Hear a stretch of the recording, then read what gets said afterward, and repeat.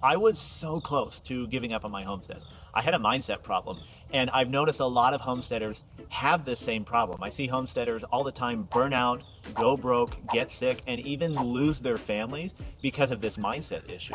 The homesteading dream quickly turns into a homesteading nightmare. Today, I'm discussing the mindset shifts that homesteaders need to take that will help them build a homestead that gives them life, that gives them joy, as opposed to probably what's more common, and that is a disgusting monster that is sucking all the life and happiness from you. So when I think of the idea of monsters that are trying to suck your happiness out, I think of the Dementors in Harry Potter.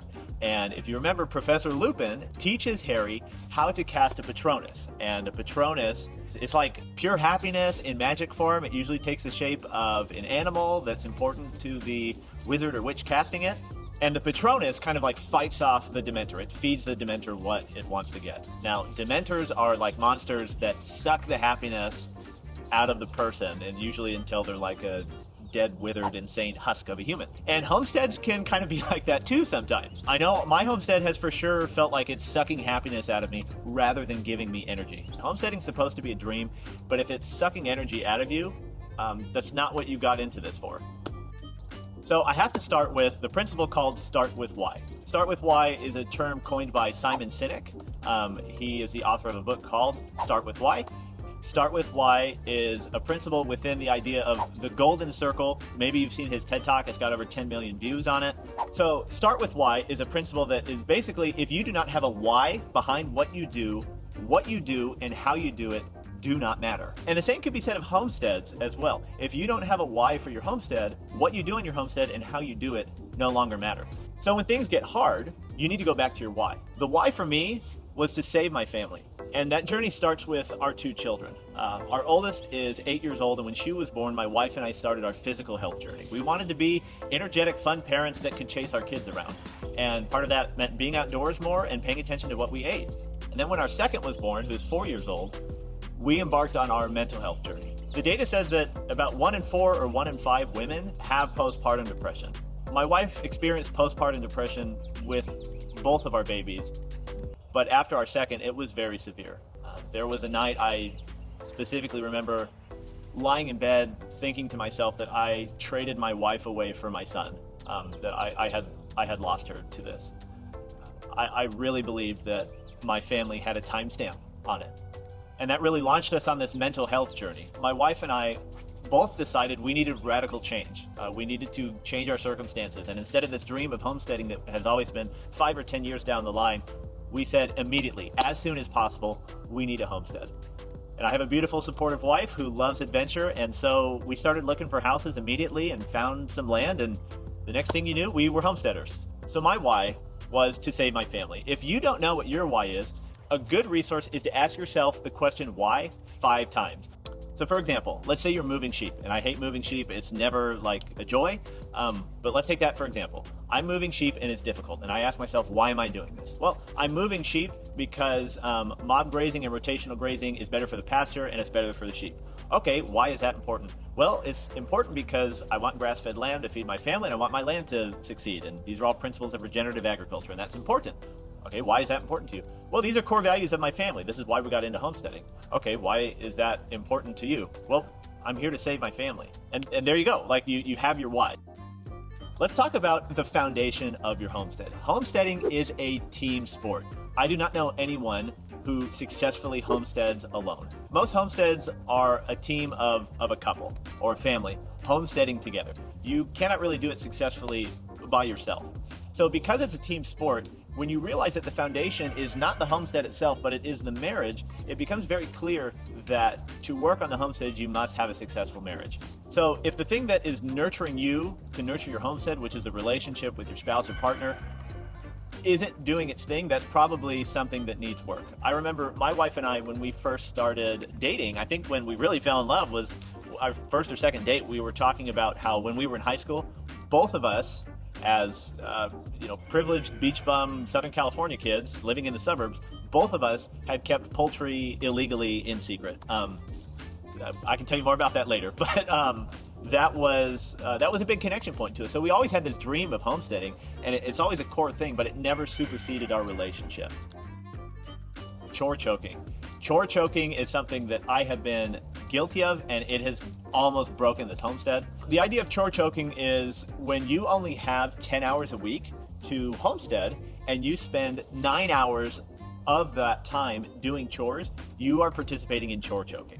So Joel Salatin's advice on this matter, which I discovered in the Polyface Micro, which is a great book. You should buy it and read it if you're even a little bit interested in homesteading.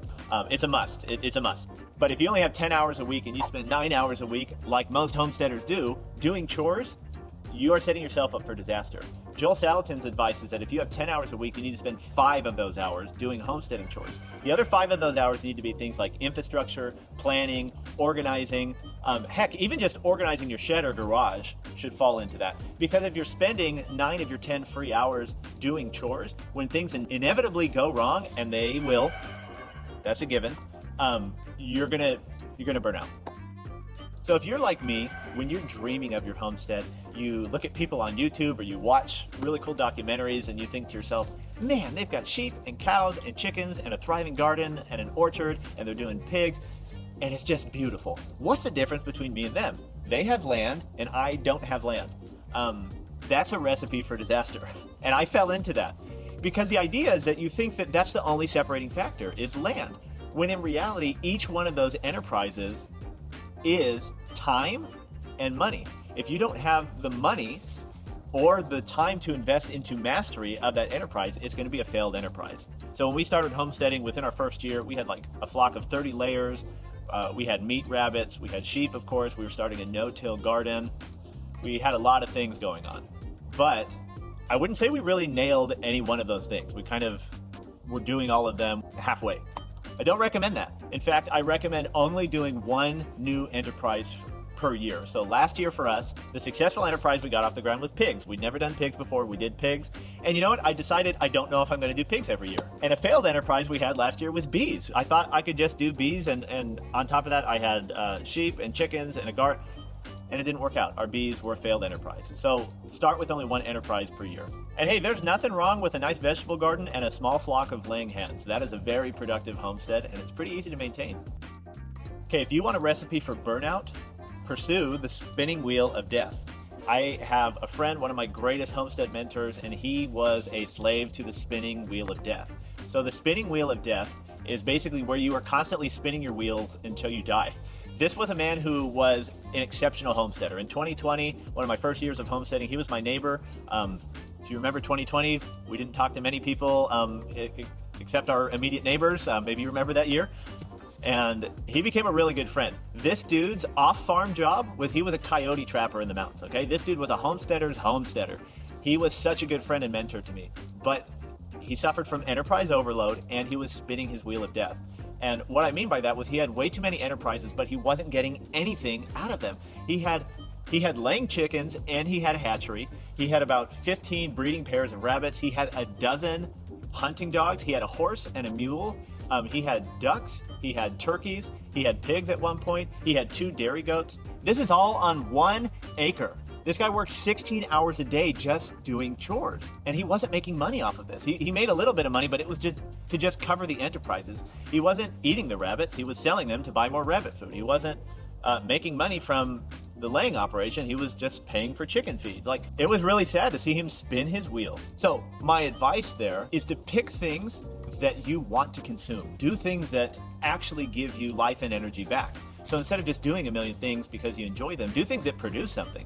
If you don't like eating quiche twice a week, don't have a laying flock of 30 hens, okay? If you don't eat lamb, don't raise sheep. Can I please say that a second time? Because I'm worried some of you didn't hear me. If you don't eat lamb, do not raise sheep, okay? We do so much content on this channel about sheep, and I meet and interact with a lot of people who want to raise sheep, but they don't eat lamb. I don't understand it. I don't want to go too far down that rabbit hole, but just do stuff that's actually going to produce for you. That's how you avoid the spinning wheel of death. I can't not talk about self-care in this video because self-care is the most important principle here. And this is the #1 homestead killer that I see. It is people who do not address their physical or mental health, and they put their homestead into this. They put all their life force into something that's not producing. It's sucking the life out of them. They're not getting product back. They don't have a why because they're not addressing their own priorities. So homesteading and farming is all about being a good steward of the land, right? That's what stewardship is. But if you can't be a good steward of your own life, what gives you the right to be a good steward of your little slice of earth? You see what I'm saying? I know way too many people who burn out. They eat terribly. They don't sleep enough. Their relationships and their life are falling apart. And it's unfortunate. I'm not trying to call people out. I'm trying to address a very real subject, that self-care is homesteading. If you're not getting enough sleep, if you're eating bad food, if your relationships are falling apart, address those things. Stewardship is stewardship, whether it's your own life or your homestead or your family. It's all one thing. So these are all great mindsets, whether you're a homesteader or dreaming of a homestead. But if you are ready to take the next step and actually create a homestead that is abundant and thriving and produces enough food for you and your family year round, this is a video that I produced that takes basically half of my acreage, so 6 out of my 12 acres, and breaks down my plan and my execution of feeding my family year round with that land.